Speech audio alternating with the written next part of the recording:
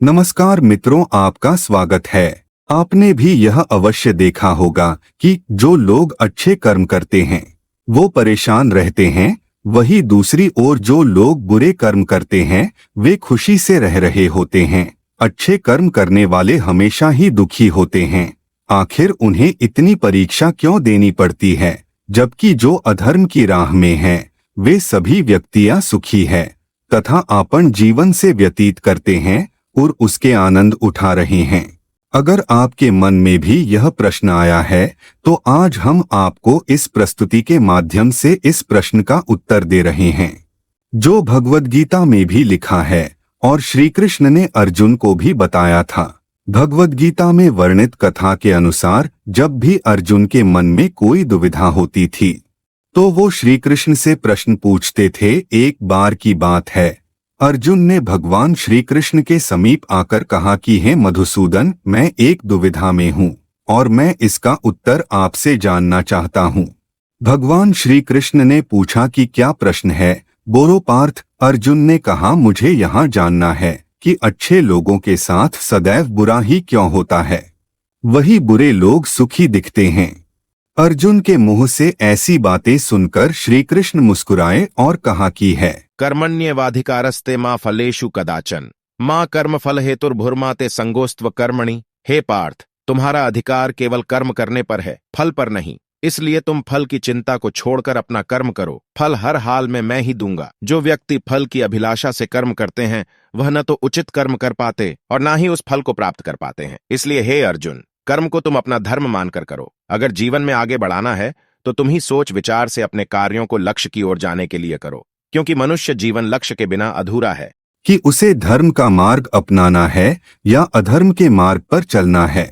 कथा आरंभ करते हुए श्री कृष्ण ने कहा कि एक नगर में दो पुरुष रहा करते थे, जिनका नाम अंगद और संतोष था। अंगद एक जमींदार था और वह अपने जीवन में धर्म की बहुत महत्व देता था। वह पूजा पाठ में विश्वास रखता था। वो हर रोज मंदिर जाता और दान धर्म भी करता था। हर रोज भगवान की पूजा भी करता था।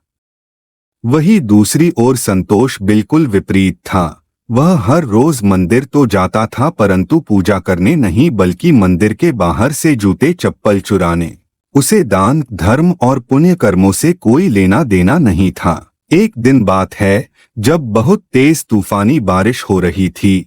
इस वजह से मंदिर में पुजारी के अतिरिक्त और कोई नहीं था। यह बात जब संतोष को पता चली तो उसने सोचा कि मंदिर में रखे खजाने को लूटने का लिए यह सही अवसर है। पंडित से छिपकर संतोष ने मंदिर का सारा धन चुरा लिया। उसी तेज बारिश के कारण अंगद अपनी खेती से घर को ओर जा रहा था, किंतु अंगद ने बारिश से बचने के लिए मंदिर में जाने का सोच लिए और वह मंदिर में गया।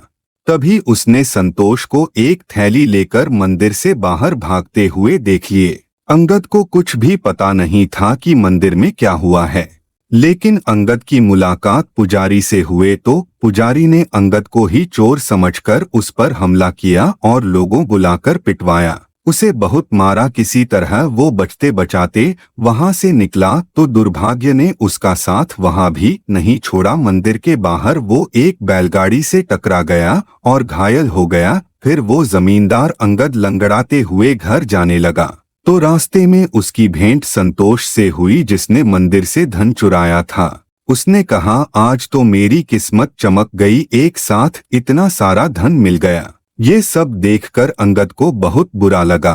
अंगद का भगवान के ऊपर से भरोसा ही उठ गया और उसने अपने घर से भगवान की सारी तस्वीरें निकाल दी।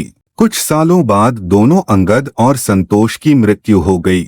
मरने के बाद जब वे दोनों यमराज की सभा में उनके समक्ष पहुंचे और भले अंगद ने संतोष को फिर से देखा तो उसे बहुत क्रोध आया।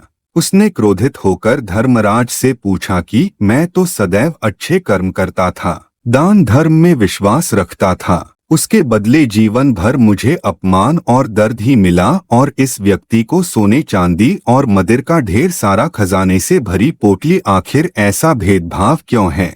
इस पर यमराज ने कहा, उत्तर तुम गलत समझ रहे हो वत्स। जिस दिन तुम्हारी बैलगाड़ी से टक्कर हुई थी वह दिन तुम्हारे जीवन का अंतिम दिन था, परंतु तुम्हारे अच्छे कर्मों और भगवान निस्वार्थ पूजा की वजह से तुम्हारी मृत्यु सिर्फ एक छोटी सी चोट में बदल गई।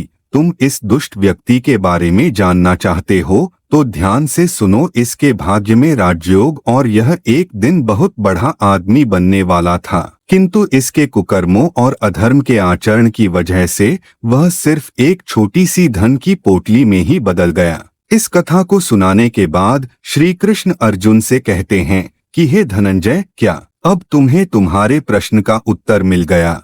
फिर अर्जुन बोले, हाँ केशव, अब मैं उस अज्ञान रूपी अंधकार से बाहर आ चुका हूँ। ऐसा सोचना कि भगवान तुम्हारे कर्मों को अनदेखा कर रहे हैं, यह बिल्कुल भी सत्य नहीं है। भगवान हमें कब, क्या और किस रूप में देख रहे हैं, यह मनुष्य को समझ में नहीं आता, मगर आप अच्छे कर्म करते रहे तो भगवान की कृपा हमेशा आप पर बनी रहती है। इसलिए कभी भी निराश होकर अपने अच्छे कर्मों को बदलना नहीं चाहिए, क्योंकि उसका फल हमें इसी जीवन में मिलता है। इसलिए मनुष्य का कर्तव्य है कि वह सदैव अच्छे कर्म करते रहे। यह भगवान श्री कृष्ण ने गीता में भी बताया है कि किसी भी मनुष्य के द्वारा किया गया कर्म कभी भी विफल नहीं जाता, चाहे वो अच्छा हो या बुरा। आज के लिए केवल इतना ही। आपको यह जानकारी कैसे लगी हमें अवश्य बताएं। चैनल को सब्सक्राइब अवश्य करें और हमसे जुड़े रहे। कमेंट में जय श्री कृष्ण अवश्य लिखें। आपका दिल से धन्यवाद।